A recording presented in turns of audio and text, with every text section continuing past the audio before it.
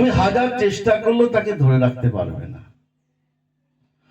অতএব মোহগ্রস্ত হয়ে পড়ো না। আমাদের সংসারে তিনটে কথা মাথায় রাখবে।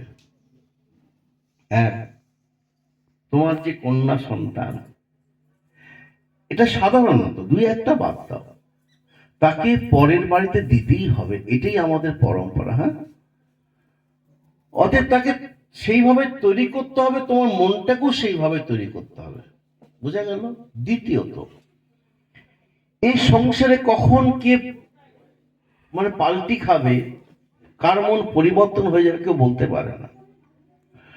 এই যে পরে অনেকে তো হার্ট অ্যাটাক করে, যে প্রাণ দিয়ে ভালোবাসলাম, ও আমার জন্য এটা করতে পারলো। অনেক সময় হয় না, অত কথা খুলে কি বলা যায়? যেমন ধরো, আমি দু একজন ফোন করে, বাবা মানে কি না দিয়েছি আমার মেয়েকে, মন প্রাণ ঢেলে দিয়েছি, কিন্তু সে কি করলো, আজকে সবার কাছে মুখে, হ্যাঁ, আমার মুখটাকে ছোট করে দিয়ে অন্য একজনের সঙ্গে চলে গেল।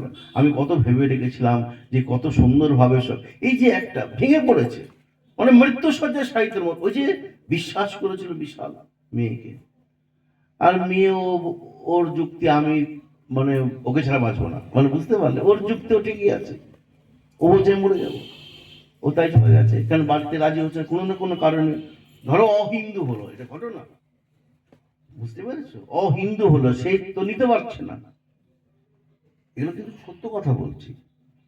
আমি বলছি মনটাকে তৈরি করো, কখন কি ঘটনা ঘটে যায়, তাই না? তোমার ইচ্ছার বিরুদ্ধে গেল আর অহিন্দু হলো, একই তো হলো। তাহলে আমাকে কি করতে হবে? ভগবানকে জানাতে হবে। যদি মনের মতন হলো তো খুব ভালো, আমার হাতে তো কিছু নেই, আছে আমার হাতে? অসম্ভব। আপন ইচ্ছায় জীব কোটি বাঞ্ছা করে, কৃষ্ণের যা ইচ্ছা সেই ফল ধরে। একল ঈশ্বর কৃষ্ণ আর সব ভৃত্য, যারে জইছে না চায় সে তৈচ্ছে করে নিত্য।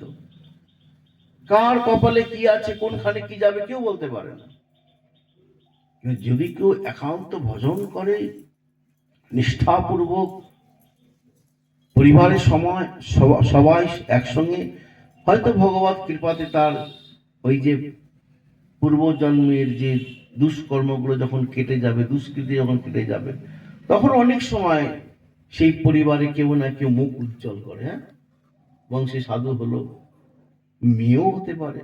কত মীরাবাইয়ের মতন কত আছে, তারা পরিবারের মুখ উজ্জ্বল করছে, সন্তান আছে উজ্জ্বল করছে। আবার এমন পরিবার আছে, মা বাবাকে কাঁদিয়ে নিজের ইচ্ছা মতো বেরিয়ে যাচ্ছে। হচ্ছে কিনা? তাহলে আমার হাতে যেহেতু নেই, আমি মনটাকে তৈরি করব। হ্যাঁ, ভালোই হলে ভালো, খুব ভালো। যদি হয়ে যায় তো আমি কি করব? তার জন্য আমার জীবনটাকে নষ্ট করব না। নরতনু ভজনের মূল। আমার সঙ্গে পরিচয় এই যতদিন সংসারে আছি, আগেও চিনতাম না, পরেও যখন আমি দেহ ছেড়ে যাব, পরে আমার সঙ্গে যোগাযোগ থাকবে না। উদরে আসার পর ভূমিষ্ঠ হলো, আমার সঙ্গে সম্পর্ক তৈরি হলো।